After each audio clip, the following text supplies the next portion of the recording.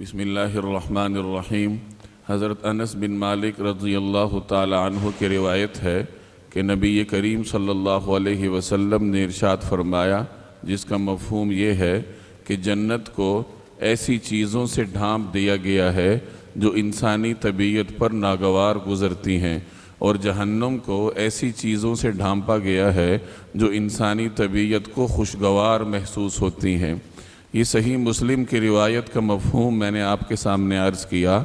انسان جنت سے آیا ہے اور جنت ہی اس نے واپس جانا ہے، گویا کہ انسان کی اصل منزل جنت ہے۔ البتہ درمیانی عرصے میں اللہ تعالیٰ انسان کو دنیا میں رکھتا ہے اور دو چیزوں سے اس کا واسطہ پڑتا ہے۔ ایک طرف اس کا واسطہ شیطان سے پڑتا ہے اور دوسری طرف انسان کا مقابلہ اپنی نفسانی خواہشات سے ہوتا ہے، اور یہی دو چیزیں انسان کی دشمن ہے جو اس کے منزل کے راستے میں رکاوٹ ہیں۔ گویا ان دو چیزوں کو زیر کر کے انسان نے اپنی اصل منزل یعنی جنت کو حاصل کرنا ہے، اور ظاہر ہے کہ شیطان جو انسان کو راستہ دکھاتا ہے یا نفسانی خواہشات جو انسان کے ساتھ ہیں وہ انسان کے لیے خوشگوار ہوتی ہیں، اور ان کا مقابلہ کرنا، ان کو زیر کرنا انسان کے لیے دشوار ہوتا ہے۔ اس لیے اس روایت میں نبی کریم صلی اللہ علیہ وسلم نے ارشاد فرمایا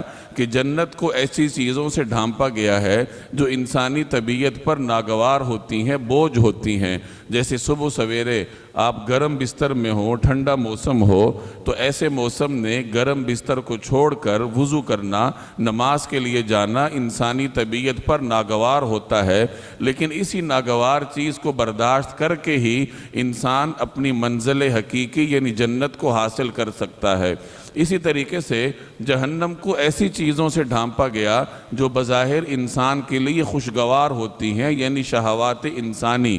کہ انسان کو گناہ کرنے میں مزہ آتا ہے، نوجوان کو موسیقی سننے میں لطف آتا ہے، بدنگاہی کرنے میں اسے مزہ آتا ہے، یعنی جتنی بھی نفسانی خواہشات ہیں اور شیطانی پھندے ہیں وہ عام طور پر انسانی فطرت سے ہم آہنگی رکھتی ہیں، وہ انسانی فطرت جو مسخ ہو چکی ہو۔ ورنہ انسان کی اگر فطرت سلیمہ ہو تو پھر وہ ان کاموں کو کرنے میں لطف محسوس کرتا ہے جو اللہ جل جلالہ کی اطاعت پر مشتمل ہو۔ بہرحال خلاصہ یہ کہ اگر میں نے اور آپ نے اپنی اصل منزل کو حاصل کرنا ہے تو اس کے لیے کچھ قربانی دینی ہوگی، اپنے نفس کے اوپر کچھ بوجھ لادنا ہوگا کہ اللہ تبارک و تعالیٰ کی اطاعت کرنی ہوگی۔ اس قسم کی قربانی دینے کے بعد ہی انسان جنت کو حاصل کر سکتا ہے۔ اللہ تبارک و تعالیٰ عمل کرنے کی توفیق عطا فرمائے۔